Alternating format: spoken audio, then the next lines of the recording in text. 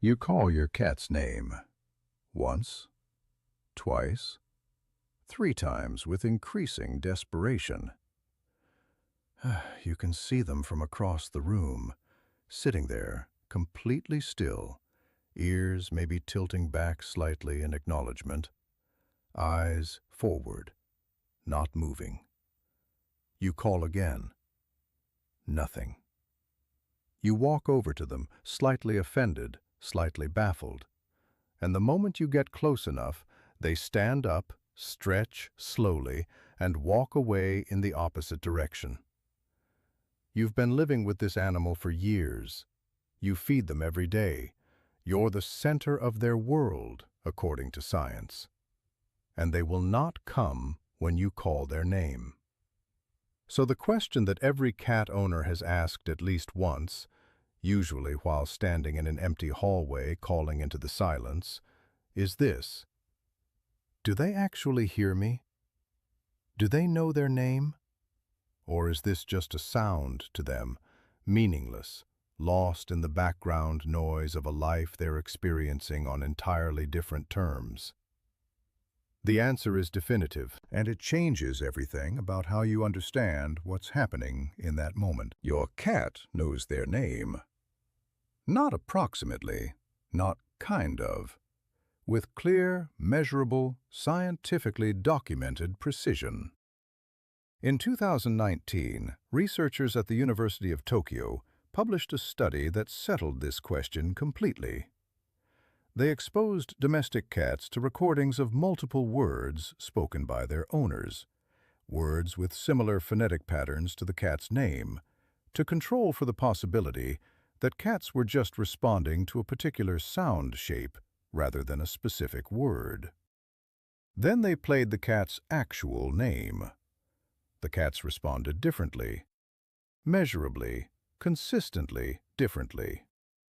Ear orientation toward the sound, head turning, pupil dilation, changes in tail movement, reduction in other ongoing behaviors. The responses were subtle. Cats are subtle. But they were there, they were consistent, and they were specific to the cat's own name rather than phonetically similar words.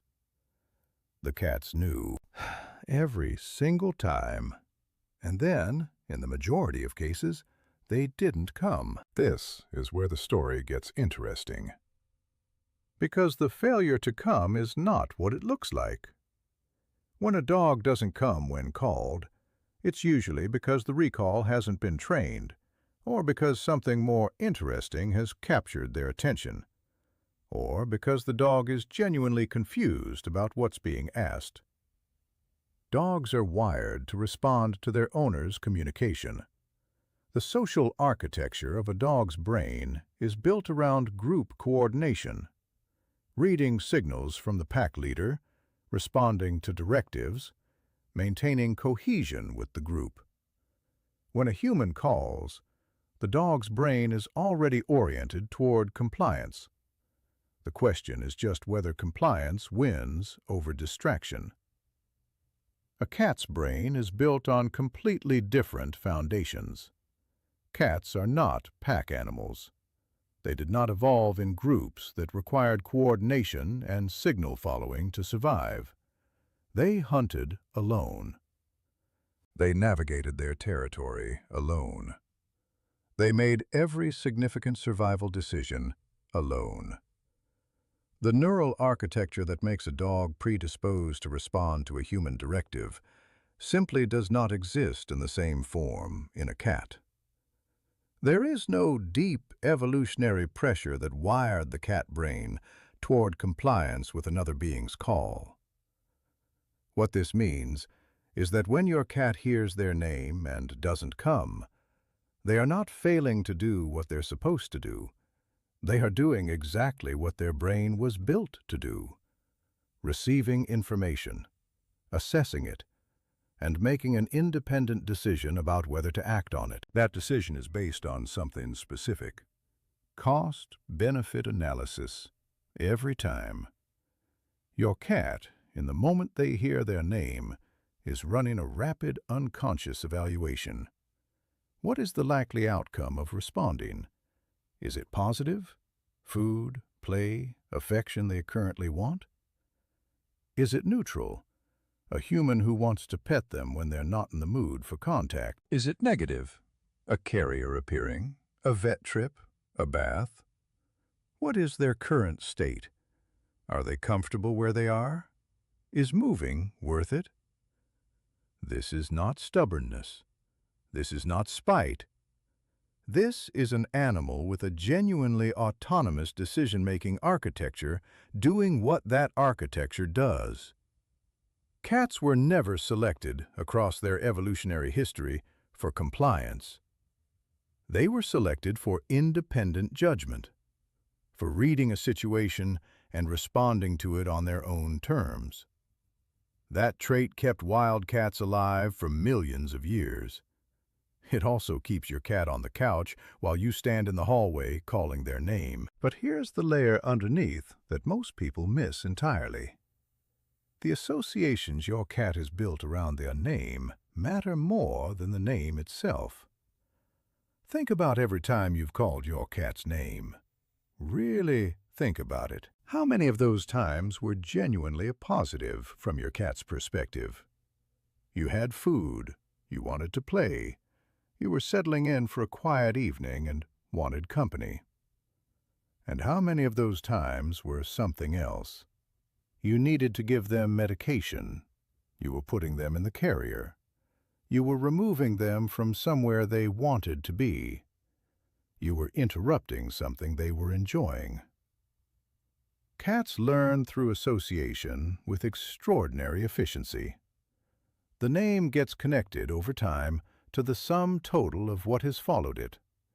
If that sum total is mixed, sometimes good, sometimes neutral, sometimes actively unpleasant, the name becomes an ambiguous signal, not reliably worth responding to. The cat's brain has learned that the outcome is unpredictable, and unpredictable outcomes in an animal wired for careful environmental assessment produce caution rather than eagerness. This is also why some cats respond readily to their name some of the time, and not at all other times. They're reading context. They're factoring in your tone, your body language, the time of day, what has recently happened, what they know about the current situation. They are gathering more information before committing to a response. The name alone is not enough data. They need the full picture. And then there is the issue of how we use their names. Humans tend to use their cat's name the same way they use punctuation, constantly, in almost every interaction, attached to commands and questions and general chatter. Luna, come here. Luna, stop that. Luna, what are you doing? Luna, are you hungry? Luna, no. Over and over, across every moment of the day, in contexts ranging from loving to frustrated to urgent to completely casual. What this does, neurologically, is reduce the signal value of the name.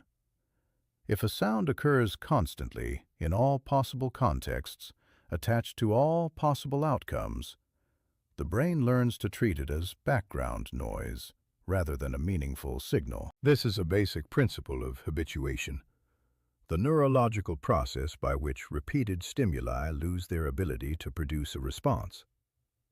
Your cat's brain is not ignoring their name out of stubbornness. It has learned, accurately, that the name predicts nothing specific. And sounds that predict nothing specific are not worth orienting toward. The cats in the Tokyo study responded clearly to their names partly because the study controlled for this. The name was presented distinctly in a context where it stood out. In the noisy, name-saturated environment of everyday life with a human, the signal gets buried. Here's something that reframes the whole thing. Watch what your cat does respond to.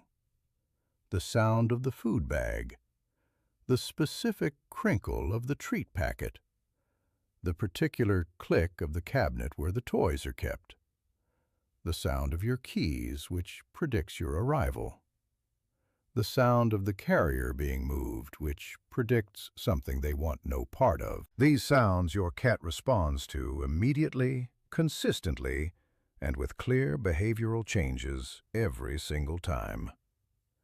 Your cat is not bad at learning sound associations. Your cat is extraordinarily good at it.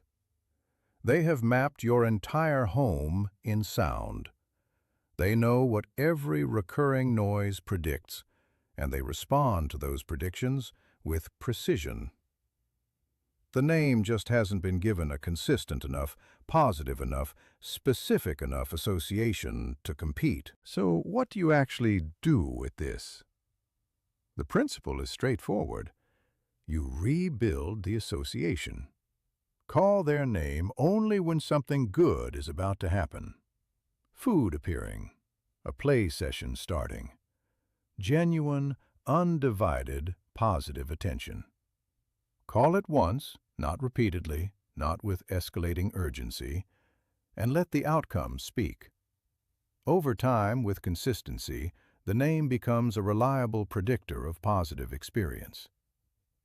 The cost-benefit analysis changes. The brain learns that responding to this sound produces good outcomes. Never use their name to scold, to interrupt, to put them in a carrier, to do anything they find unpleasant. Go get them directly if you need to do something they won't like. Reserve the name for the signal you want it to be.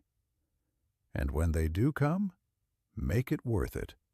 Every time, without exception. Your cat hears their name. They've always heard it. They've been listening more carefully than you realized, tracking your tone, your body language, the context, the history of what that sound has meant, running their quiet, efficient assessment of whether this particular call, in this particular moment, is worth responding to. Sometimes the answer is yes, and they come. Sometimes the answer is not yet, and they wait for more information. And sometimes the answer is no, not because they don't know you, not because they don't care, not because they're impossible or aloof or fundamentally indifferent to your existence, but because they are exactly what they were built to be. An animal that makes its own decisions, that decides on its own terms when to come. And the fact that they come at all is the whole point.